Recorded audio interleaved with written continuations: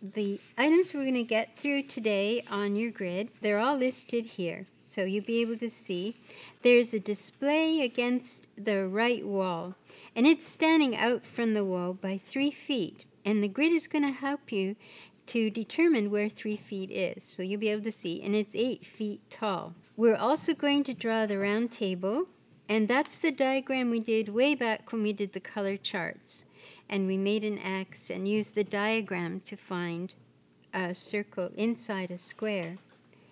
We're also doing the built-in display on the left wall. Now this isn't shown, we're not going to see that, but you need to draw it in order to know what that whole underside is like, in being able to find where the center is, and that's where your spotlight is, or your pot light. We're also putting a male figure. This time we're using those same proportions that we used last time, but this time we're making them masculine. So you'll see how to do that.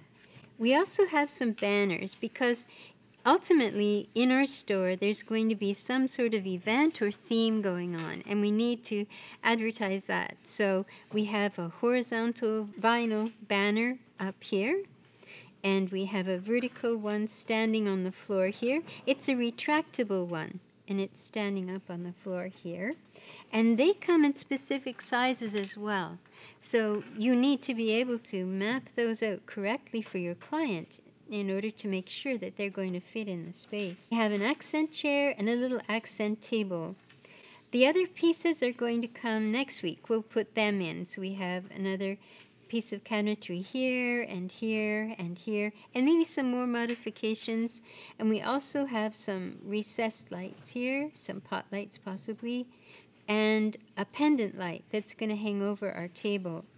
It's quite open here, and this becomes a focus because of it. Now we're only looking at 1/4 probably of our whole store, just one corner, but there we can fit a lot in there. We just have to be careful of how much space we leave for pathways. That at least 4 feet is good, so that customers can easily walk around. Now what you're going to do once you get all of your floor plan mapped out, and you're going to map it out as you go, and once you have your pieces in place, you're going to trim your floor plan, and that you're going to do on these graph papers that I've given you, and place it down here on your drawing. You'll have space down here. Just put it temporarily. We're not going to leave it there. It's not going to be in your drawing. So just leave it there temporarily. And that way we'll have it handy to look at what you've drawn. And what you'll know when you start to work with your grid is that a grid is nothing more than a bunch of squares until you assign it a measure, a worth. And what we're doing with our grid is saying that each one of our squares is a foot by a foot. And we're also giving a value to our squares on our graph paper, and each one of them measures a foot by a foot as well. And that's how we're able to measure everything that we put in it. This time our eye level is higher. We're at 6 feet this time.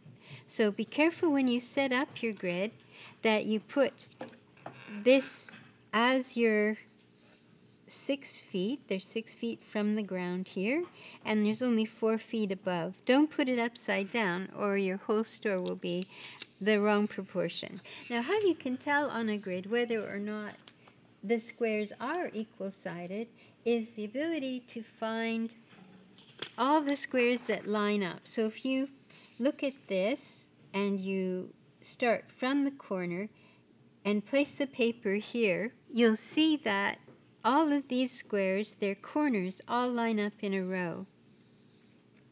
And you should be able to do that throughout the grid. And they line up here. And that's our single vanishing point. So if we need to draw something in one point perspective, that's the vanishing point we use. Because as you know, we're sitting in this room, but I'm facing you this way. I'm facing that wall squarely, so everything in the room is it should be in 1 point perspective, but there's all kinds of perspective in here. There's a suitcase at 2 point perspective, and you're sitting, some of you, in 2 point perspective. So those two things work well together. There's no problem with 1 and 2 point going together. So ultimately, we're going to put some things, possibly some items, right on our display cases that will be drawn in 1 point perspective rather than 2 point perspective. So, but for now, you're just going to be working within the 2 point perspectives. You either use one side is going to go this way and the other side is going to go this way, and there's really only those two choices other than verticals. Your figure is 6 feet tall. So all we have to do in that case, the last time with the lady, we put her eyes on the eye level, and that made her about 5'6". This time the man is 6 feet, so we only have to put his head right on the 6-foot line. And that way he'll be proportionate wherever we put him. So if I were to take this small figure, he's too small, but if I could take him. Well, he might almost fit as the mannequin inside this display. He pretty much fits. If I backed him up right against the back wall of this display, he would almost fit at this size. And that's how much smaller he would be. But as long as his head is touching the 6-foot line, where his feet fall doesn't really matter, unless he's not on the floor. If he's not on the floor, then it matters. Here he's not quite, so he's a little bit too small. But that's how it works for these guys when it's 6 feet. I've put in the dimensions that we always work with, that you divide the top half into 3 and the bottom half in half. And you look for these places, and you'll be fine with him. And all of these things, you're going to need the floor plan, your box form drawing, and we'll be looking for placement, making sure you place everything correctly. You have to find one of your vanishing points. You only have one on your grid, and I show you how to find the other. You just have to really follow the lines of the floor to the eye level, and you'll find the other. When you're done, don't put any details on yet. Just leave it as simple boxes. Outline everything in black ink. You'll notice when you do this, I was coloring mine in as I went, and I'd like you to do the same. Just color it in as you go. That you don't put the colors in very darkly. Just put washes of colored pencil, because there are things in behind that we're going to need to see as well. So, for example, this may have a glass top to this piece of cabinetry.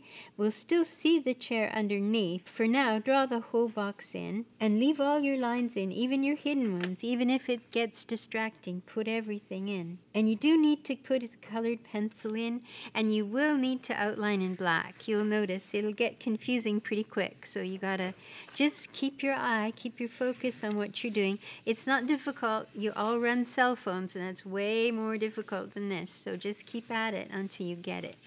So it's going to be frustrating, but a lot of your job is going to be frustrating. So you have to learn to, if not enjoy it, at least expect it and deal with it.